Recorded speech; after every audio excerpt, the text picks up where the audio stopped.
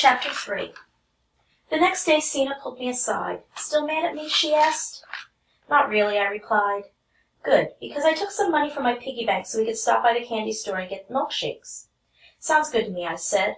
"I can't stay long, though." "Me either," Sina replied. We walked over to the Jenkins candy shop in silence.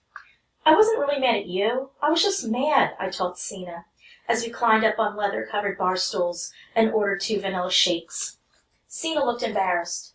My dad was pretty mad, too, especially when Mom told him that some of the neighbors sent around a paper asking people to sign up, saying they didn't want Negroes in our neighborhood. Mom told me that some of our neighbors were afraid of change. She admitted that was her first reaction, too. But she understands now that we can't be afraid of change or judge someone else based on their differences from us.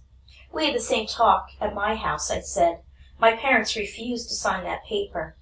I'd hate for the Dodgers to go back to an all-white team. "Yeah, Jackie's brought so much excitement to Brooklyn," Sina agreed. "True. Since Jackie's joined the Dodgers, 2 other teams have signed Negro players. Cleveland brought Larry Doby to the Indians. Hank Thompson plays for the St. Louis Browns. And now Mr. Ricky's talking about moving their top catcher prospect, Ray Campanella, up from the minors."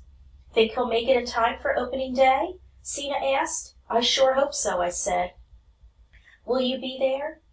"I heard Dad tell my mother that he had to work," I muttered. "My father has opening day tickets taped to the refrigerator. It's all he talks about," Sina said. "Is he taking you?" I asked. "Are you kidding? I'm the only one in the family who's a Yankees fan. Dad wouldn't waste his money taking me to a Dodgers game." I laughed. "Maybe you'll get to go when the Dodgers beat the Yankees in the World Series." "Keep dreamin'," Sina replied. We finished our milkshakes and raced each other to my front porch. Sina won by a foot. Embarrassed, I challenged her to a do-over and beat her. I was glad we could put our fight behind us. Later, I was upstairs in my room finishing math homework when my father peeked in the doorway. "Hi, son," he greeted me. His face had a wide grin plastered across it as if he had a secret. "Hey, Dad," I called out, studying a man who usually wasn't so cheerful after work. "I have good news," Dad said, venturing inside my room. "You got us opening day tickets?" "No, Stephen, I do not have opening day tickets," Dad replied. Maybe we really weren't going to the Dodgers opener, I thought. My father sat on the edge of my bed. "Sorry to disappoint you, but my news may cheer you up. You remember we talked about a black family buying 5224 Tilden Avenue?" "Yeah, I remember." "Well, the sale went through. The Palin family will move in soon. What about that piece of paper and the neighbors not wanting a Negro family to move in?" "Turns out that only a couple of people signed the petition," Dad explained. "Most of our neighbors feel as your mother and I do. The Palins should not have any trouble from the neighbors. They will be welcome." "Is that the good news?" I asked. "Part of it," Dad replied. "The real estate agent who sold the house to the Palins is a customer of mine at the shoe store. He came in today and told me that the Palins have rented the top floor of their house to a player from the Dodgers." I jumped up from my desk chair and faced my father. "Are you kidding? I'd heard that players live in regular Brooklyn neighborhoods, but I'd never dreamed I'd be so lucky to have one live near me." "Who is it, Dad?" "That's the thing," my father said. "My friend said he wasn't at liberty to share that information. I think they're waiting until the lease is signed, so I guess we'll just have to wait and see." "Ah," I sighed. "Gee, Dad, do you think it's Pee-wee?" Dad stood up. "I don't know." "Jackie?" "Stephen, stop guessing. We'll know soon." I couldn't sleep that night. I stayed awake thinking about my new neighbors. I knew that when the baseball season was over, players usually returned to their home communities so they could work. At the start of the season, they had to find a new place to rent closer to their teams. Some players shared rooms in private homes, and walked to work at Ebbets Field, so it could be any of the players. At breakfast, I pressed Dad for more details. Since the Palins are Negroes, it makes sense that they'd rent to a black family. So it's either the Robinsons or maybe Roy Campanella. That's a possibility. But just because the Palins are Negroes doesn't mean their tenant will be black, Dad reminded me. "True, but you have to admit it's likely," I pressed. "The Dodgers have 40 players on their roster. It could be any of those men." I bet it's Jackie, I announced, jumping up from the table and dancing around the kitchen, shouting, Jackie, Jackie, Jackie. Sit down, Stephen, Dad commanded. You're getting ahead of yourself. And don't go to school bragging that Jackie Robinson is moving to Tilden Avenue. Really, Dad? A Dodgers player 2 doors down? I don't care who it is, I said. This is a dream come true. He chuckled. I understand, son. The next couple of weeks were absolute torture. In late March, a moving van pulled up in front of 5224. I ran out of the house without a jacket and plopped down on the top step. I watched as the Palin family's furniture was unloaded from the truck and hauled into the bottom floor. As evening set in, Mom called me inside for dinner. The new family has moved in, I reported. Yes, I saw the van. Did you see any children? A boy and girl, but they look like teenagers, I told her. Is that why you look so disappointed? Mom asked. I was hoping it was the ball player's moving van. It shouldn't be much longer, Steve. I'm planning on cooking a pot roast and taking it over to Mrs. Palin tomorrow. Want to come with me? Sure, I replied. Think Mrs. Palin will tell us who's going to be living on the top floor? I don't know, Stephen, and you are not to bring it up. We're going over there to welcome the Palins to the neighborhood, not pry into their private business, Mom scolded. But Mom, I moaned. Whoever moves into 5224 obviously wants privacy. They have to deal with fans at the ballpark. When they come home, they're family men, just like your dad. He'll want time for his family. You will have to respect that, Stephen. Am I clear? Yes, Mom, I won't be a pest, I promised. The next morning we walked over to greet our new neighbors. It was cold, but I was sweating under my jacket. Would Mrs. Palin tell us who was renting her top floor? Would I be disappointed if it was an unknown player, or would I get the best news of my life? Mrs. Palin opened the door on the first ring. Good morning, Mom began. My name is Sarah Satlow, and this is my son, Stephen. We are your neighbors. We wanted to welcome you to Tilden Avenue.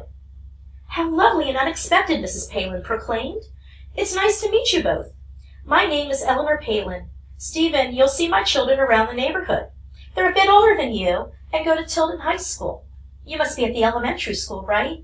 Yes, Mrs. Palin, I replied politely. We know how chaotic it is to move, so I baked a pot roast for you and your family, Mom said, handing Mrs. Palin a covered pan still warm, along with brownies wrapped in wax paper. It smells divine, Mrs. Palin said. Thank you. Sweat dripped down my neck. Should I risk making my mother angry by asking Mrs. Palin about her future tenant? Or should I keep quiet?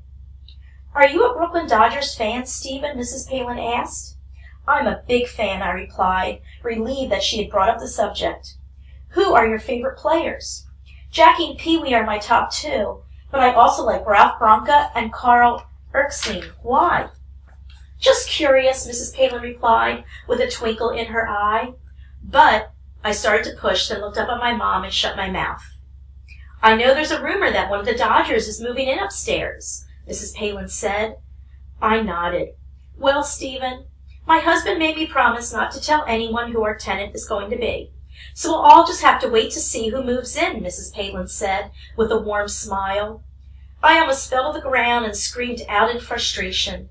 Not another person telling me to wait. No, I couldn't stand it.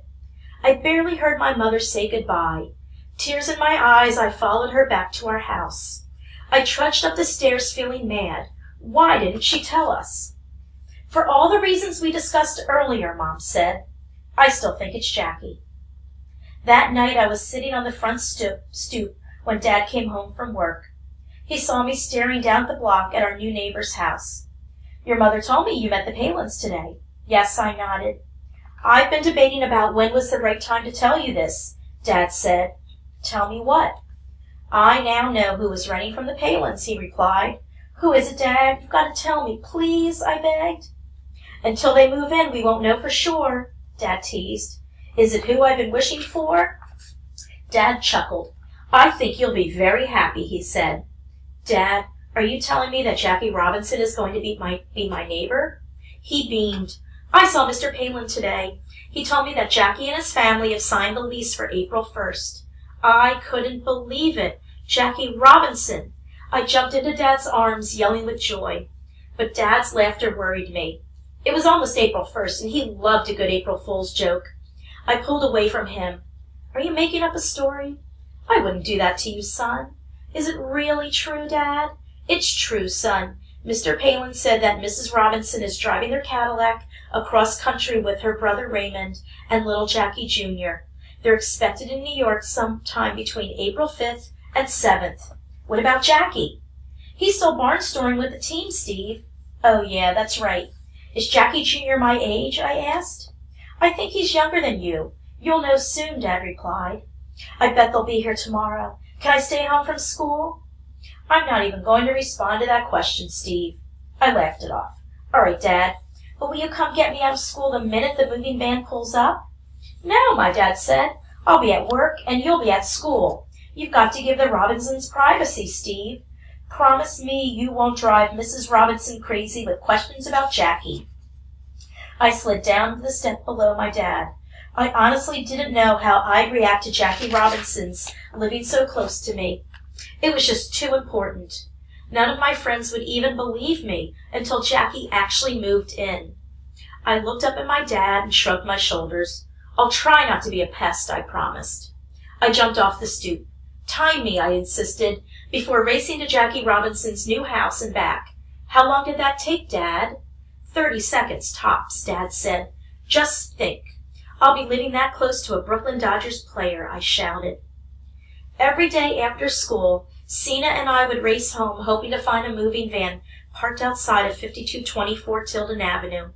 Wednesday, April 7th, I got my wish. We broke into a trot, reaching the truck, just as two men lifted an off-white couch from the back of the van.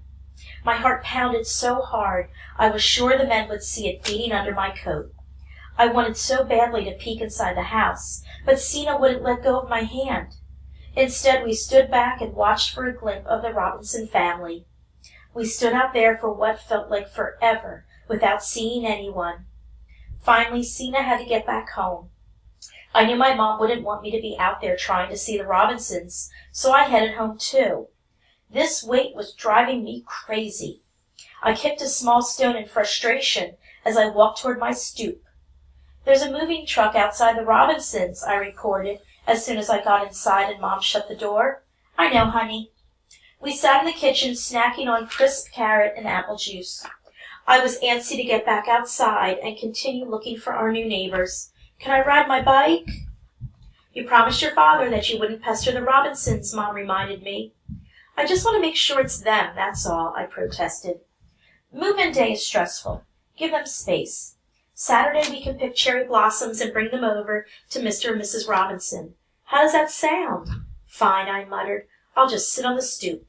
You may not leave the yard, my mother told me. I won't. I sat on the top step until the workmen brought the last piece of furniture into the house. I spotted Mrs. Robinson and her son once, but there was no sign of Jackie. I was being cool and staying at a safe distance from the Robinsons' home, but I couldn't guarantee how I'd react when Jackie appeared. My stomach was in knots. I almost cried when the moving van pulled away from the curb and Mom called me inside. Saturday morning I was up before sunrise. I opened my bedroom window and stuck my head out. I stayed there until Mom pulled me back inside. Stephen, she scolded, how many times do I have to tell you not to lean out of the window? Oh, Ma, I was just looking for Jackie. Get dressed. After breakfast, we'll pick some cherry blossoms from the tree in our front yard and take them over to the Robinsons' house. I jumped into my mother's arms, kissing her generously on both cheeks. She hugged me tight. Thank you, Mom. Chuckling, my mom reminded me that Jackie might still be traveling. Try not to show your disappointment, Steve. I looked up at her, wondering how to pull that off.